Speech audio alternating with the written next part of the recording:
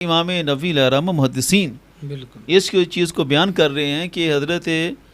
عتبی نے جو کچھ بیان کیا کہ ایک عرابی آئے، سادہ بندہ آیا اور اس طرح سید عالم صلی اللہ علیہ وسلم کی قبر انور پر آ کر اس نے سید عالم صلی اللہ علیہ وسلم کو پکارا، شفاعت کو طلب کیا، تو اللہ رب العزت کی طرف سے اتنا کرم ہوا کہ سید عالم صلی اللہ علیہ وسلم کی زیارت میسر آئی اور یہ سارا معاملہ اس کی مغفرت کا ہوا۔ اب یہ ہے اس امت کا مزاج۔ اب یہ ایک عام بندہ تھا اس دور کا، یعنی پیچھے ہم نے بیان کیا نا حضرت عثمان بن حنیف رضی اللہ تعالیٰ عنہ، ولی حدیث جو حضرت عثمان غنی رضی اللہ تعالیٰ عنہ کے دور میں تھی، تو وہ تھا کہ صحابہ کا تابعین کو سکھانا۔ اب یہ ہے اسی دور کا واقعہ کہ جس میں عام لوگ ہیں، یعنی جو عرابی کا لفظ ہے نا، لوگ اس سے کوئی اور معنی لے جاتے ہیں، جی وہ سادہ بندہ تھا، اسے پتہ نہیں تھا، جس طرح وہ میں آگے ذکر کروں گا ابن تیمیہ نے کیسی کیسی باتیں کی اس حدیث کے اوپر، استغفر اللہ العظیم۔ تو ایسا مسئلہ نہیں ہے، اصل اس سے سمجھنے کا نقطہ یہ ہے کہ اس دور میں عام سے عام مسلمانوں کا عقیدہ بھی یہی تھا۔ ایسے ہی اصل تو یہ سمجھنا ہے، اگر یہ غلط ہوتا تو پھر اتنے بڑے محدث جب اس کو نقل کرتے ہیں تو وہ اس کو رد کر دیتے، بالکل ایسے ہی ہے، یا پھر اس کو نقل ہی نہیں کرتے کہ یار ایک عام سے بندے کی بات ہے اور اس نے آ کر یہ عمل کیا تو یہ پتہ نہیں جائز ہے یا نہیں جائز۔ اگر کسی کے دل میں شکوک و شبہات ہوتے تو اس کو ویسے ہی رد کرتے، نقل ہی نہ کرتے۔ لیکن نقل کرنے کے بعد کہتا جی یہ غلط بات ہے، یہ غلط بات اور یہ ہے، منع ہے، ہاں، کوئی اس پر عمل حالانکہ ایسا کسی نے بھی نہیں کیا۔ امام نووی علیہ الرحمہ نے مشہور کتاب ان کی الاذکار، کتاب الاذکار میں انہوں نے نقل کیا، جہاں انہوں نے مختلف قسم کے اذکار کو ذکر کیا، تو وہیں یہ ذکر کیا ہے کہ بندے کی شفاعت کے لیے ایک مجرب عمل یہ بھی ہے۔ وہ تو اس کو ایک مجرب عمل کے طور پر پیش کر رہے ہیں امت کے مزاج کے مطابق۔ اب آگے دیکھیں کن کن محدثین نے ان کو ذکر کیا۔ محدث ابن ساکر نے اتحاف الزائر کے اندر بھی یہی واقعہ نقل کیا، یا خیر من دفنت بالقاء اعظمہ۔ پھر امام ابن کثیر نے اپنی تفسیر میں بھی ذکر کیا، یہی عتبی کے حوالے سے ذکر کیا، اور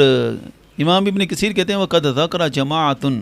ایک جماعت ہے جس نے یہ واقعہ نقل کیا، منہم الشیخ ابو نصر بن صباغ فی کتاب شامل الحکایہ المشہور عن العتبی، کہتے ہیں ایک جماعت نے اس واقعے کو نقل کیا، ان میں شیخ ابو نصر بھی ہیں جن کی کتاب الشامل ہے، اور یہ حکایت بھی حکایہ مشہور ہے، کوئی عام ڈھکی چھپی بات نہیں ہے کہ چند جس طرح یہ ہمیں کہتے ہیں کہ یہ تمہارے ملنگوں کا اور تمہارے چند لوگوں کا دین ہے۔ امام ابن کثیر علیہ رحمہ فرما رہے ہیں کہ الحکایہ المشہورہ ایک مشہور حکایت ہے اور پوری جماعت ہے اس کو نقل کرنے والی۔ آگے سارا واقعہ یہی نقل کیا کہ امام عتبی نے جو ذکر کیا۔ اب اس کے ساتھ ساتھ یہ بھی یاد رکھیں کہ یہ کچھ کتابیں وہ ہیں جو معروف ہیں جس کے ہم حوالے پیش کر رہے ہیں، انہی کتابوں والوں نے دیگر کتابوں کا بھی حوالہ ذکر کیا جو اپنے زمانے کے ساتھ نپید ہو گئیں۔ تو اسی طرح انہوں نے ذکر کیا کہ یہ قسم محب الدین طبری نے کتاب القراء لقاصد ام القراء اس میں بھی نقل کیا۔ اور اب امام ابن کثیر یہ ایسے بندے ہیں جن کو منکرین بھی بڑی اچھی طرح مانتے ہیں ابن تیمیہ کے شاگرد ہونے کی نسبت سے، لیکن امام ابن کثیر جو ہیں وہ انہوں نے جو کچھ بیان کیا عقیدہ اہل سنت بیان کیا۔ اب امام ابن کثیر کو ویسے بڑا نام لیں گے، جب اس طرح کی بات آئے گی نا حیرانگی کی بات ہے کہ ان کو بھی رد کر دیں گے، پھر ان پر بھی وہ سوال اٹھائیں گے کہ امام ابن کثیر نے یہ کیسے نقل کر دیا، کس پر اعتماد کر لیا۔ ایسی بات بھی ہوتی، محدث جب ایک بات کو نقل کرتا ہے، امام ابن کثیر پھر ہر لحاظ سے بڑے مستقل، ہر فن میں ان کو ایک عبور حاصل ہے، تفسیر میں، حدیث میں، تاریخ میں، تو بڑی چھان بین کر کے انہوں نے اس واقعے کو نقل کیا اور باقاعدہ پوری ایک جماعت کی سند کے ساتھ ذکر کیا۔ ظاہر انہیں جس جماعت پر اعتماد تھا تو انہوں نے اس جماعت کو نقل کر کے یہ حدیث نقل کی، اور آخر میں وہ شعر وہی لکھا، یا خیر من دفنت بالقاء اعظمہ، کہ یہ شعر پڑھ کے سید عالم صلی اللہ علیہ وسلم کی قبر انور کی شان و عظمت کو بیان کر کے پھر انہوں نے اپنی شفاعت طلب کی، تو پھر خواب میں بشارت دی گئی اور انہیں مغفرت کی بشارت میسر آئی۔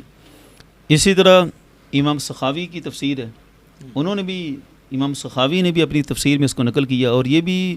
643 ہجری ان کا سن وفات ہے، یعنی 7ویں صدی کے آغاز کے یہ محدث ہیں۔ انہوں نے بھی بالکل اسی شعر کے ساتھ یا خیر من دفنت،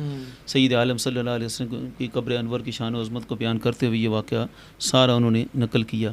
اسی طرح مفسرین میں امام ثعالبی،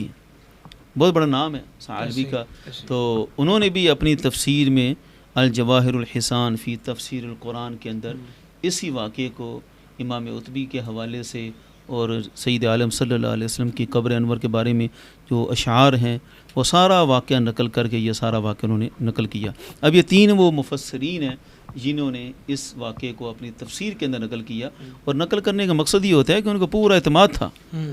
اور انہوں نے اپنا عقیدہ بھی ساتھ بیان کیا۔ اسی طرح چند وہ کتابیں ہیں جن کے اندر یہ واقعہ نقل ہوا، اور زمانے کے ساتھ وہ کتابیں شاید ناپید ہو گئی، لیکن جو مفسرین ہیں وہ ساتھ ساتھ کتابوں کے حوالے دیتے رہے کہ فلاں کتاب میں بھی ہے، جیسے امام ابن کثیر نے ابو نصر کی کتاب شامل کا حوالہ دیا، تو اس طرح دیگر کتب میں بھی یہ واقعہ اسی طرح نقل ہوا۔ اب آتے ہیں چند فقہا کی طرف کہ جن فقہا نے بھی اس واقعے پر مکمل اعتماد کیا، اور ہم خاص طور پر بات کریں گے حنبلی فقہا کی۔ حنبلی فقہا کی بات کرنا بھی اس لیے ضروری ہے کہ عرب کے جو وہابی فکر کے لوگ ہیں نا، وہ اپنے آپ کو امام احمد بن حنبل علیہ رحمہ کی طرف منسوب کرتے ہیں۔ اچھا، ان کا دعویٰ یہ ہے کہ ہم فقہ حنبلی پر قائم ہیں، اب صرف نام کے وہ حنبلی ہیں، ورنہ امام احمد بن حنبل علیہ رحمہ کا مذہب کیا ہے، ان کے مذہب کی بنیادی کتب کے اندر عقیدہ کیا ہے، وہ آج ہم سامنے پیش کر دیتے ہیں۔ تو فقہ حنبلی کی بڑی معروف کتاب ہے المغنی، موفق الدین ابن قدامہ الحنبلی بڑے مشہور ہوئے،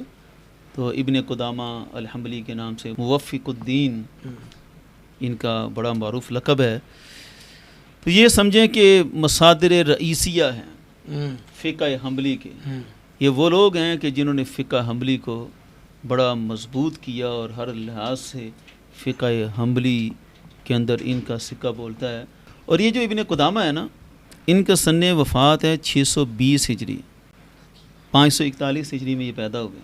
یعنی یہ بھی سمجھیں کہ 6 صدی کی بات ہے کہ اس زمانے میں بھی فقہ کی کتابوں کے اندر بھی یہی عقیدہ بیان کیا جا رہا تھا، سید عالم صلی اللہ علیہ وسلم کی بارگاہ میں جا کر استغاثہ پیش کرنا، حضور کا وسیلہ اور توسل پیش کر کے شفاعت طلب کرنا۔ اسی طرح المقنع یہ متن ہے فقہ حنبلی کا، اس کی چند شروحات ہیں، ہر شرح کے اندر ہی یہ عقیدہ بیان ہوا۔ ایک شرح ہے اس کی الممتع فی شرح المقنع، علامہ زین الدین الحنبلی، ان کا سن وفات ہے 695 ہجری، 631 میں پیدا ہوئے۔ یہ بھی سمجھیں کہ امام ابن قدامہ سے قریب قریبی ہیں، 7ویں صدی کے یہ بزرگ ہیں، انہوں نے بھی فقہ حنبلی کے مطابق یہی عقیدہ نقل کیا اس کتاب میں۔ المقنع کی دوسری شرح ہے بہاؤالدین عبد الرحمن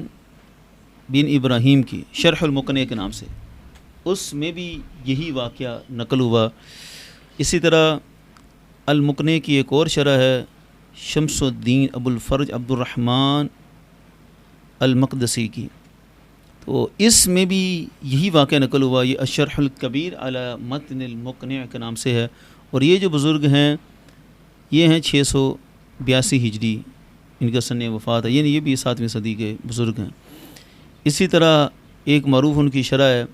مقنع کے اوپر، اور المبدع فی شرح المقنع، اس میں بھی اس واقعے کو نقل کیا گیا۔ یہ سن وفات ہے ان کا 884 ہجری۔ ایک اور ان کی معروف فقہ حنبلی کی کتاب ہے معونۃ اولی النہا فی شرح المنتہا، تو اس میں بھی اس واقعے کو نقل کیا گیا۔ کشف القناع عن الاقناع ایک اور کتاب ہے، اس میں بھی اس واقعے کو نقل کیا گیا۔ یہ الحمدللہ ہم نے فقہ حنبلی سے ہی 7 کتابیں پیش کی ہیں، تمام کتب کے اسکین بھی ساتھ ساتھ لگا دیے جائیں گے۔ تو یہ ساری چیزیں فقہ حنبلی کے بنیادی مصادر کے ساتھ اللہ کے فضل سے ہم پیش کر رہے ہیں کہ یہ ائمہ کا مزاج تھا،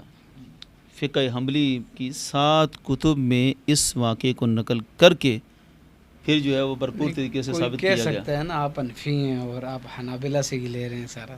یہ عقیدے کے باب میں ہم سب ایک ہیں، یہ خصوصی طور پہ بیان کرنے کی ضرورت ہے کہ ہمارا اختلاف اس طرح کا نہیں ہے کہ ہم ایک دوسرے پر فروع میں ہمارا اختلاف، یا اصول میں ہم سب ایک ہیں، ہم سب اہل سنت ہیں، عقائد میں کوئی اختلاف نہیں۔ یہ فروعات میں ہے، اور ان کو پیغام ہے کہ جو اپنے آپ کو فقہ حنبلی کی طرف منسوب کرتے ہیں وہ امام احمد بن حنبل کی بات کو ہی فالو کریں۔ وہ ہے نا اقبال کا وہ شعر، اپنے من میں ڈوب کر پا جا سراغ زندگی، تو اگر میرا نہیں بنتا نہ بن اپنا تو بن۔ اس لیے عملی تو بن ہم ان کو دعوت دیتے ہیں کہ آپ نہ آئیں فقہ حنفی پر، آپ کو فقہ حنبلی کی دعوت دے دیتے ہیں، ایسے ہی اس طرف ہی آ جائیں۔ امام احمد بن حنبل کے موافقین نے جو عقیدہ بیان کیا، ان کے متبعین نے اسی عقیدے کو فالو کریں۔ اسی طرح ایک اور کتاب ہے اصول فقہ کی، تقویم النظر، ابن دہان کی، ان کا سن وفات ہے 592 ہجری، ان سے بھی پہلے ان سے بھی پہلے ہے، تو انہوں نے بھی اس واقعے کو نقل کیا۔